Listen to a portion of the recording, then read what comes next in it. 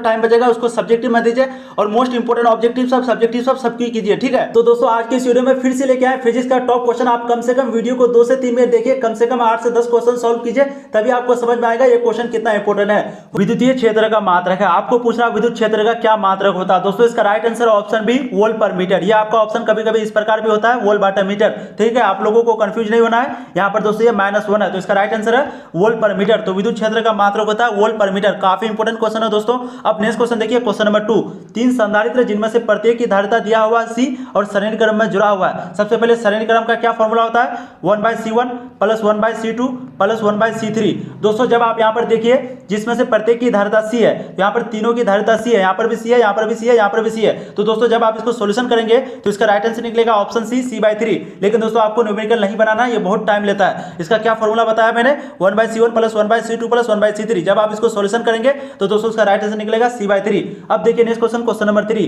दिए गए चित्र में 3 माइक्रोफैराड संधारित्र पर आवेश होगा। यहाँ पर कह रहा है कि 3 माइक्रोफैराड है और ये भी श्रेणीक्रम में जुड़ा हुआ। ध्यान से देखिए यहाँ पर भी वही फॉर्मूला लगेगा, 1/C1 + 1/C2 + 1/C3। और यहाँ पर दोस्तों आपका विभव दिया हुआ 10 वोल्ट, ठीक है। यहाँ पर दिया हुआ 10 वोल्ट। जब दोस्तों आप इसको सॉल्व करेंगे, यानी कि क्वेश्चन नंबर 3 को जब आप सॉल्व करेंगे तो इसका राइट आंसर निकलेगा ऑप्शन बी 10 माइक्रोकूलम। लेकिन दोस्तों अभी आपको सॉल्व नहीं करना है बिल्कुल भी, आपको सिर्फ थ्योरी पढ़ना है और दोस्तों आपको रिवीजन करना है ऑब्जेक्टिव वाला थ्योरी वाला, ठीक है। अब देखिए नेक्स्ट क्वेश्चन, क्वेश्चन नंबर 4।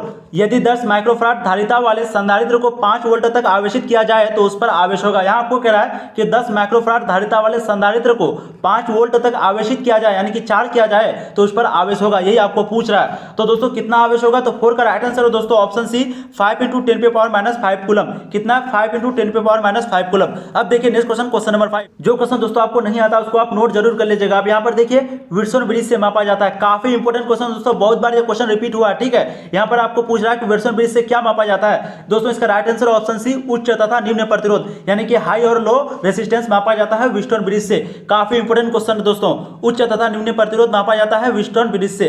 अब देखिए नेक्स्ट क्वेश्चन, क्वेश्चन नंबर 6। 1 ओम प्रतिरोध वाले एक समरूप तार को 4 बराबर टुकड़ों में काटकर उन्हें समांतर क्रम में जोड़ दिया जाए तो संयोग का समतुल्य प्रतिरोध होगा। यहाँ पर कह रहा है कि किसी तार का प्रतिरोध 1 ओम है, ठीक है, और समरूप एक तार को 4 बराबर टुकड़ों में बांटा गया तो समांतर क्रम में जोड़ दिया जाए तो संयोग का समतुल्य होगा। दोस्तों जब भी आपका यहाँ पर 4 है, अगर यहाँ पर 8 होता तो होता राइट आंसर क्या, 64। अगर 4 है तो दोस्तों इसका होगा 16, ठीक है, स्क्वायर होता है। आपको इसका शॉर्टकट ट्रिक इस तरह से याद रखना है। तो दोस्तों इसका राइट आंसर निकलेगा ऑप्शन डी 1/16। यहाँ पर देखिए 1/16 आपका राइट आंसर निकलेगा, क्योंकि 4 बराबर भागों में बांटा गया है तो 4 का स्क्वायर हो जाएगा, तो 1/16 दोस्तों आपका राइट आंसर निकलेगा ऑप्शन डी। अब देखिए नेक्स्ट क्वेश्चन, ये मैं आपको शॉर्टकट ट्रिक बताया दोस्तों, ये कोई फॉर्मूला नहीं होता, ठीक है। अब देखिए नेक्स्ट क्वेश्चन, क्वेश्चन नंबर 7। चुंबकीय क्षेत्र के फ्लक्स की एसआई मात्रक होती है। यहाँ आपको कह रहा है चुंबकीय क्षेत्र का जो फ्लक्स है उसकी एसआई मात्रक क्या होती है दोस्तों, यही आपको पूछ रहा है। तो 7 का दोस्तों राइट आंसर निकलेगा ऑप्शन सी वेबर। मैं इस क्वेश्चन को कम्युनिटी पोस्टर में डाला था दोस्तों, वहां पर सबको टेस्ला जवाब दे रहा था, नहीं, इसका राइट आंसर क्या निकलेगा, वेबर। तो चुंबकीय क्षेत्र की जो फ्लक्स होती है उसकी एसआई मात्रक होती है वेबर। अब देखिए नेक्स्ट क्वेश्चन, क्वेश्चन नंबर 8। किसी लंबे सीधे धारावाही तार से प्रवाहित विद्युत धारा क्या होगी यदि तार से 10 cm की दूरी पर उत्पन्न चुंबकीय क्षेत्र 2mt हो। यहां पर कह रहा है किसी लंबे सीधे धारावाही तार से प्रवाहित विद्युत धारा क्या होगी यदि तार से 10 सेंटीमीटर की दूरी पर उत्पन्न चुंबकीय क्षेत्र 2 मीटर टी हो, यानी कि 2mt हो, यही आपको पूछ रहा है। तो दोस्तों 8 का आपका राइट आंसर निकलेगा ऑप्शन बी। यहां पर देखिए 1000 एम्पियर, ठीक है। फिर से मैं कह रहा हूं दोस्तों, आपको न्यूमेरिकल के पीछे भी नहीं पढ़ना है, वीडियो भी लंबी बन जाएगी दोस्तों, आप लोगों का टाइम भी वेस्ट होगा। अब देखिए नेक्स्ट क्वेश्चन, क्वेश्चन नंबर 9। इनमें से कौन अचुंबकीय पदार्थ है। यहां आपको कह रहा है इनमें से कौन अचुंबकीय पदार्थ है, ठोस, द्रव्य, गैस, कौन है। तो दोस्तों 9 का आपका राइट आंसर निकलेगा ऑप्शन ए ठोस। तो कौन है अचुंबकीय पदार्थ है आपका, ठोस, ठीक है। अब देखिए नेक्स्ट क्वेश्चन, क्वेश्चन नंबर 10। स्वप्रेरकत्व का एसआई मात्रक होता है। फिर से दोस्तों वही क्वेश्चन रिपीट हुआ है, काफी इंपोर्टेंट क्वेश्चन है। स्वप्रेरकत्व का एसआई मात्रक क्या होता है दोस्तों, 10 का आपका राइट आंसर होगा क्या, ऑप्शन सी हेनरी, जिसको हम लोग एच से भी डिनोट करते हैं। अब देखिए दोस्तों नेक्स्ट क्वेश्चन, क्वेश्चन नंबर 11। वह यंत्र जो यांत्रिक ऊर्जा को विद्युत ऊर्जा में बदल देता है उसे क्या कहते हैं। उस यंत्र का नाम क्या है दोस्तों जो यांत्रिक ऊर्जा को विद्युत ऊर्जा में बदल देता है। तो दोस्तों इसका राइट आंसर निकलेगा ऑप्शन सी डायनामा। डायनामा जो है वो यांत्रिक ऊर्जा को विद्युत ऊर्जा में बदल देता है। अब देखिए दोस्तों नेक्स्ट क्वेश्चन, क्वेश्चन नंबर 12।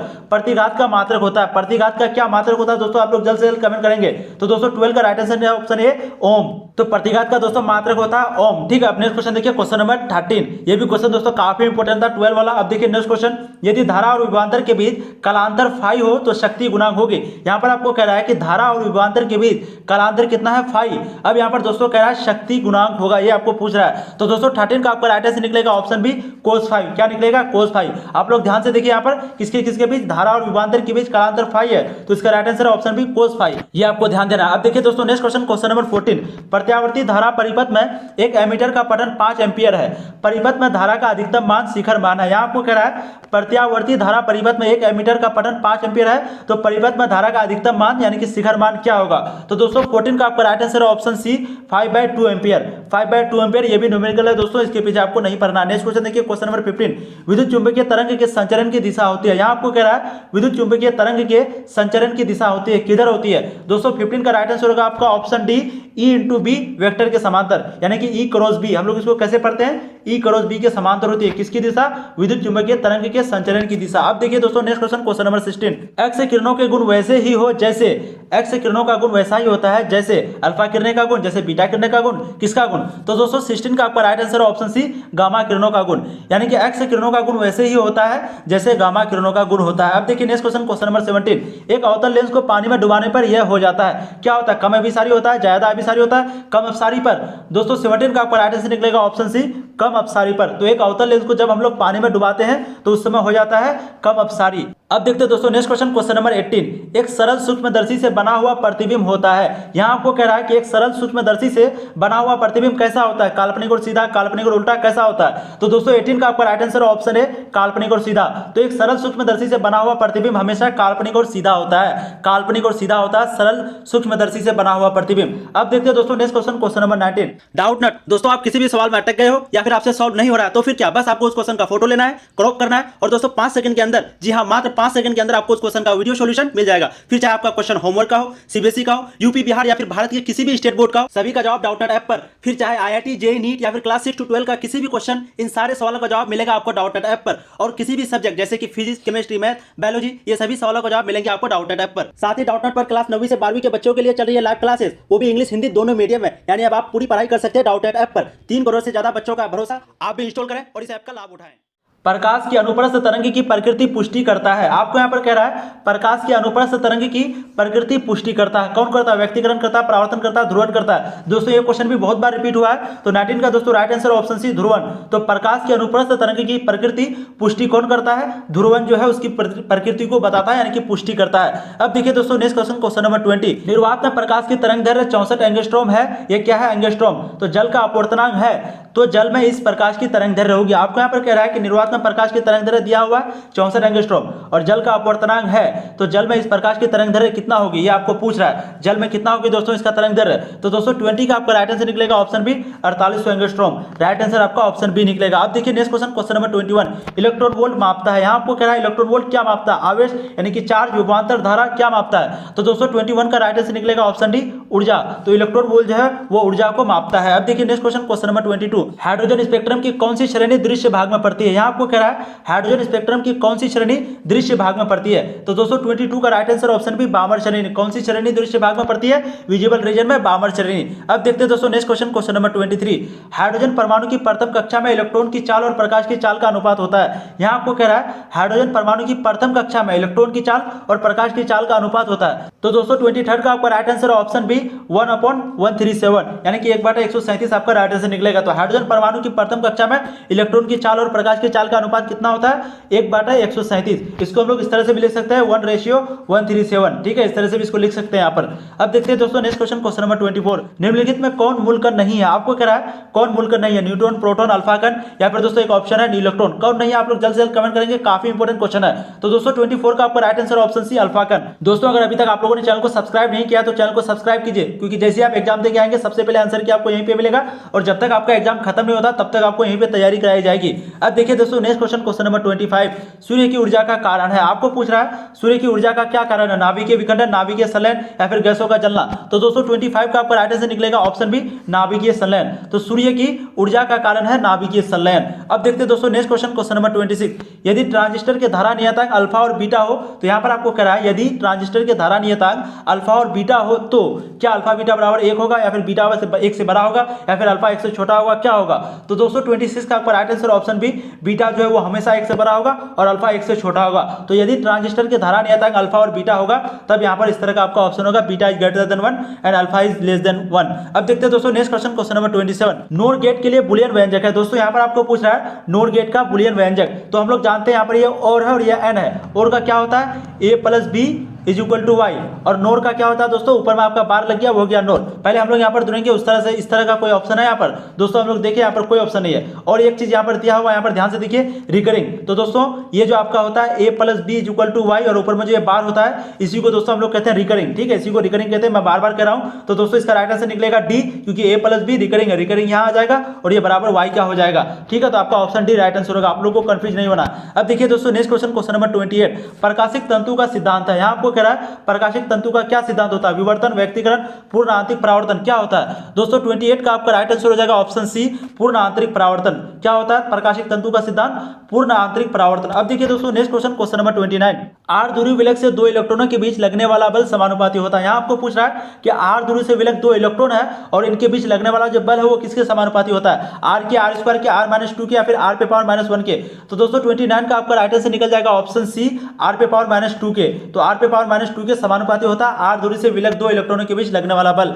अब देखिए दोस्तों नेक्स्ट क्वेश्चन, क्वेश्चन नंबर 30। विद्युत फ्लक्स का विमीय सूत्र होता है। यहाँ आपको पूछ रहा है विद्युत फ्लक्स जो है उसका विमीय सूत्र यानी कि डायमेंशनल फॉर्मूला पूछ रहा है। दोस्तों काफी इंपोर्टेंट क्वेश्चन है, एक मैग्नेटिक वाला और एक विद्युत वाला। ये दोनों क्वेश्चन में से दोस्तों ये क्वेश्चन तो आपका पूछेगा ही 100%। तो दोस्तों यहाँ पर देखिए इसका right answer option B, ml3t-3i-1। आप लोग ध्यान दीजिए, ml3t-3i-1 ये आपका राइट आंसर होगा, विद्युत फ्लक्स की वामीय सूत्र होता है ml3t-3i-1। आप लोग रट लीजिए दोस्तों इसको, ठीक है। और एग्जाम से पहले जब आप जाइएगा एग्जाम देने तो एक बार जरूर इसको देख लीजिएगा, खास करके इसको और विद्युतीय वाला को और चुंबकीय वाला को। अब देखिए दोस्तों नेक्स्ट क्वेश्चन, क्वेश्चन नंबर 31।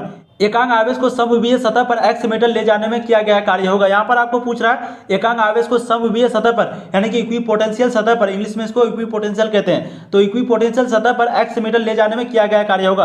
दोस्तों इसका राइट आंसर ऑप्शन सी, शून्य। तो हम लोग समविमीय सतह पर कितना भी कार्य कर ले, कितना भी दूरी लेके चले जाए दोस्तों एकांक आवेश को लेकर, उसका राइट आंसर आपका सी होगा, ऑप्शन सी। तो किया गया कार्य हमेशा ऑप्शन सी यानी कि शून्य होता है। अब देखिए दोस्तों नेक्स्ट क्वेश्चन, क्वेश्चन नंबर 22। आवेशित खोखले गोलीय चालक के अंदर विद्युत तीव्रता होती है। दोस्तों यहाँ पर आपको कह रहा है कोई खोखला गोला है और जो चार्ज किया हुआ है इसके अंदर चार्ज भरा हुआ है। अब आपको पूछ रहा है इसके अंदर विद्युत तीव्रता कितनी होती है। ठीक है, तो कोई चार्ज किया हुआ गोला है उसके अंदर विद्युत तीव्रता कितनी होती है। तो दोस्तों इसका राइट आंसर ऑप्शन सी, शून्य। इसके अंदर कितनी होती है विद्युत तीव्रता, शून्य होती है। तो कोई भी चार्ज किया हुआ खोलिए गोखला हो उसका राइट आंसर आपका ऑप्शन सी होगा, शून्य। अब देखिए दोस्तों next question, question number 33। Cell का ईएमएफ मापा जाता है। आपको पूछ रहा है सेल का ईएमएफ यानी कि इलेक्ट्रोमोटिव फोर्स, इलेक्ट्रोमोटिव फोर्स। तो सेल का ईएमएफ किस तरह से हम लोग मापते हैं, कौन चीज से, वोल्टमीटर से, विभव मापी से, किससे। तो दोस्तों 33 का आपका राइट आंसर हो जाएगा ऑप्शन डी, वोल्टामीटर से। वोल्टामीटर से, आप लोगों को कंफ्यूज नहीं होना, ईएमएफ हम लोग वोल्टामीटर से मापते हैं, वोल्टामीटर। ठीक है, वोल्टमीटर नहीं, वोल्टामीटर। अब देखिए दोस्तों नेक्स्ट क्वेश्चन, क्वेश्चन नंबर 34।